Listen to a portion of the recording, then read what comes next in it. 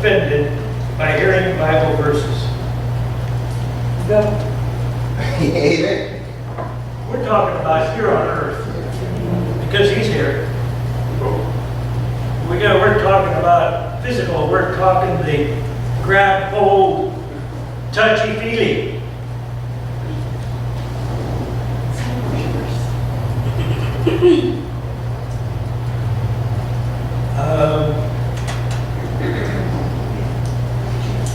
Mr. Overd and Mr. Stockwell were guilty of crime and disorder under the Crime and Disorder Act for using threatening or abusing words or behavior, disorderly behavior within the hearing or sight of a person likely to be caused harassment, alarm, distress hereby, and the offense was religiously aggravated.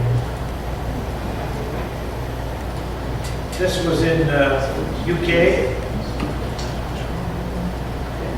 And of course, the crime was brought about by Muslims.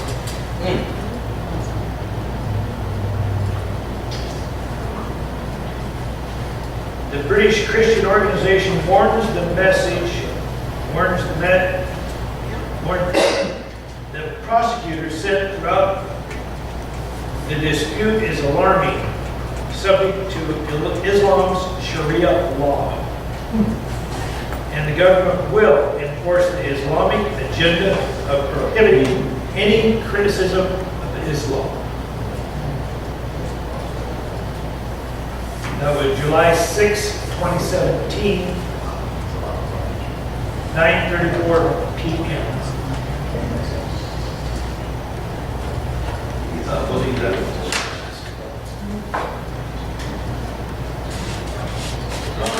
Okay.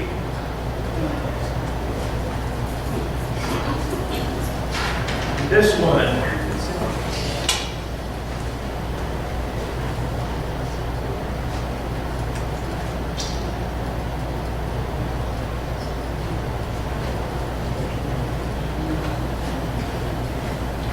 Mr. Patterson is a Colorado baker.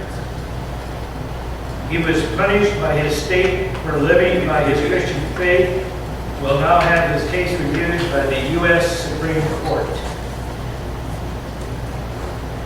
The justices announced Monday, just a few days ago,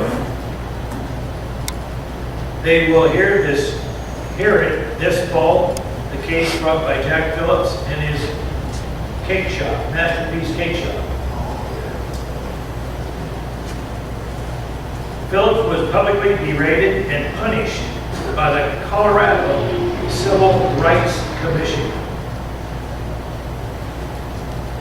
when Phillips said he could not use his artistry to promote a same-sex wedding. Diane Rice of the State Commission, she blew up at Phillips when he came in. Quote, this is the commissioner speaking. I also like to reiterate that we said in the hearing or the last meeting, freedom of religion and religion has been used to justify all kinds of discrimination throughout history. Whether it be slavery, whether it be the Holocaust, whether it be, we can list hundreds of situations where freedom of religion has been used to justify discrimination. And to me, it is one of the most despicable pieces of rhetoric that people can use to use their religion to hurt others.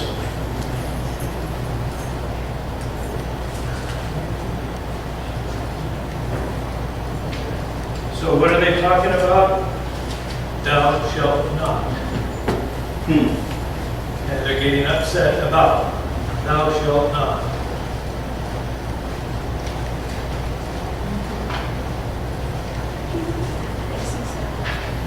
Mr. Phillips and his employees will create create cakes that celebrate same-sex ceremonies and require Phillips to comply with Colorado's Anti-Discrimination Act by re-educating his staff, which includes members of his own family, and filling quarterly compliance reports for 2 years.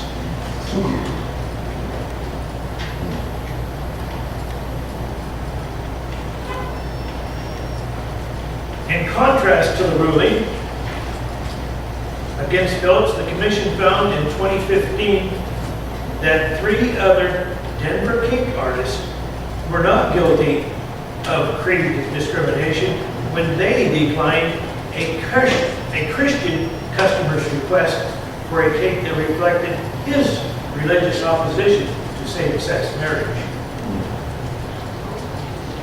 So as you can see, it's a one-way street. Satan thinks he's winning.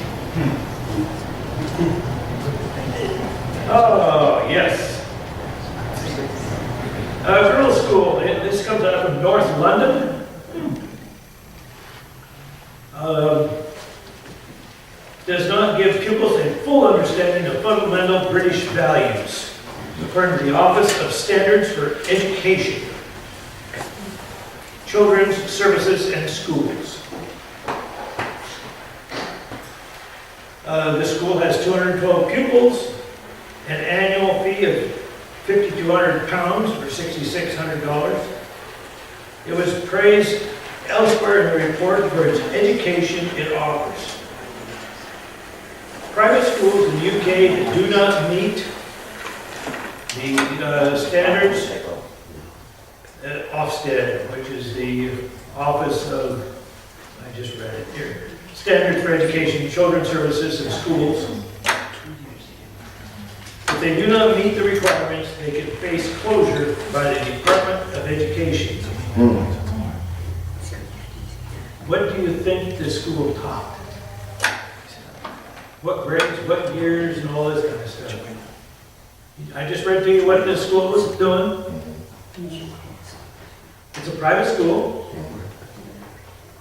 It's an Orthodox Jewish school.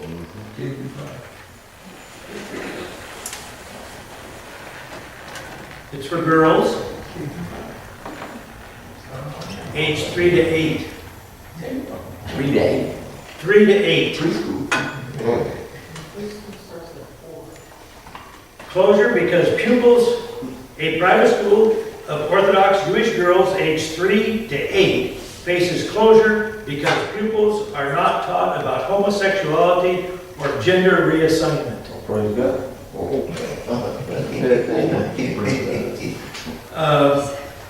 The report claims the girls are not taught explicitly issues of sexual orientation. This restricts pupils' spiritual, moral, social, and cultural development and does not promote equality of opportunity in ways that take account of different lifestyles.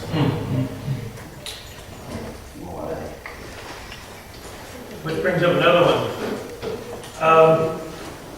I'm trying to remember where it was. What is usually put on a birth certificate when a child is born? It's usually... Right. So what's the new letter that you use? None. Oh, U, unidentified. And I thought, yeah, I did get it printed out. I didn't have time, I thought it was just none. They ain't gonna put nothing on that. It's unidentified. The parents are going to let the child grow up until it can decide what it wants to be. And everybody's comments was child abuse. Child abuse. You're going to raise your kid as a whatever they want. You're not going to tell them they're a boy. You're not going to tell them they're a girl. You're going to let them do whatever they want. Now they're going to go to school, and we'll say it's a boy and decides it wants to be a girl.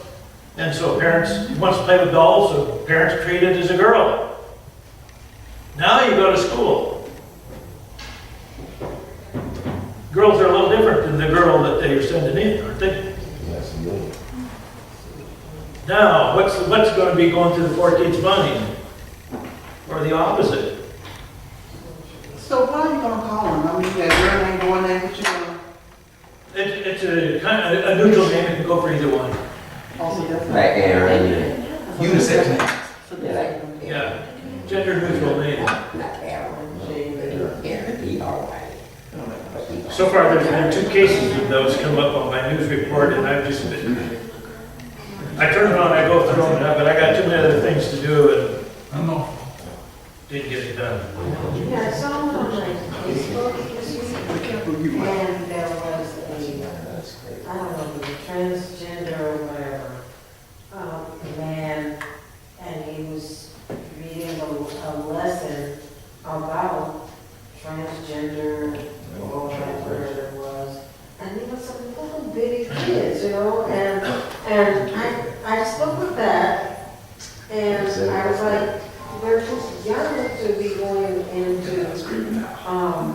sexual education. That, I mean, it can't be grouped into that. They're not even grown up yet. They're not, they just, the one little girl's expression was, you know, like, she was looking at this guy, and he had all these really long eyelashes and bunches of makeup, and she looked at it like this man, like, are you a clown, or, you know, because it just, you know, it's strange, and especially if you're coming from a home where you have father and mother.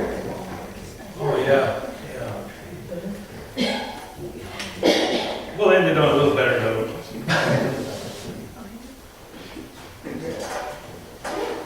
I know. This one here, this was published clear back in June 26th of 2017. I'm trying to, yeah. Can anybody guess where the most people over the age of 100 live? Same with Linda. What's the question? Where in this world the most people over the age of 100?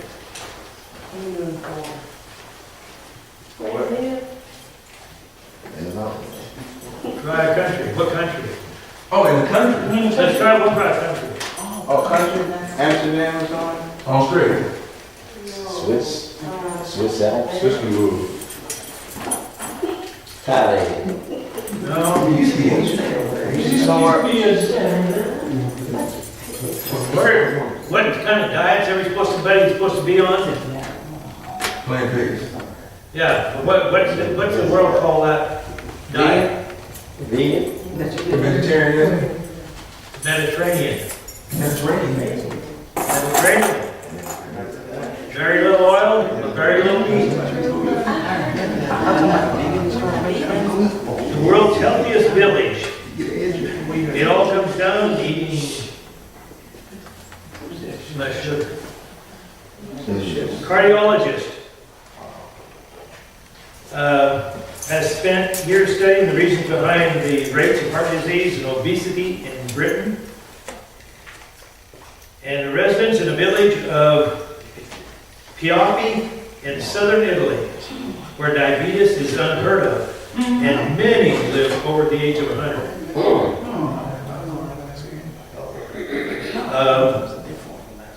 Diet was a key factor, was the lack of stress, 7 hours of sleep a night, eating sugar just once a week.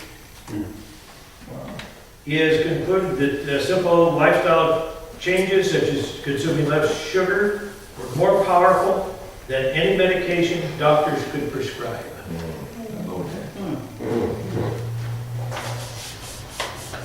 Pioppi is recognized by UNESCO as the home of the Mediterranean diet. Key tips include using olive oil, not varying fat, but limiting intake of sugar and refined carbohydrates. They do eat pasta, but only in small quantities. They rarely touch sugar.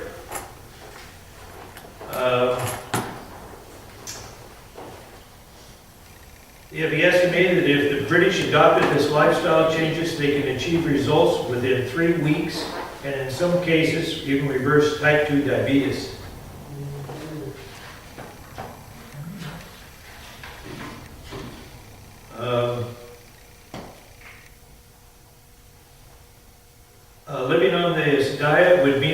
reduction in 20 million annual deaths worldwide caused by cardiovascular disease.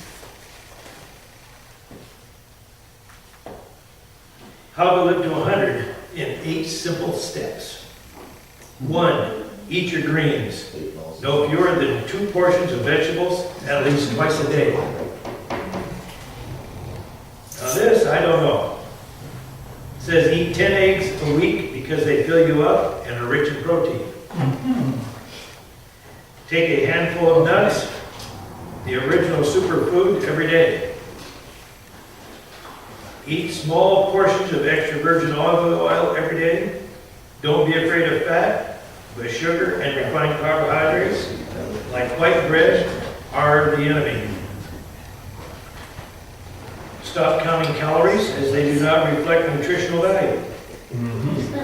Keep active. Walking is best, and exercise would be for health, not weight loss. Fast once a week if possible.